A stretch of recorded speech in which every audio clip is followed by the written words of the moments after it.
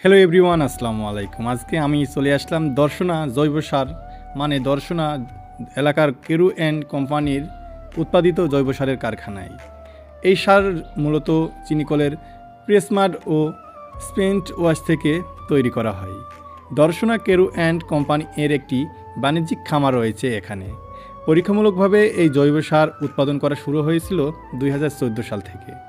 দর্শনা জৈব সারের কিছু বৈশিষ্ট্য এখানে রয়েছে: উৎপাদন ক্ষমতা, মূল্য, ব্যবহার, প্রাপ্তিস্থান, অন্যান্য তথ্য ইত্যাদি।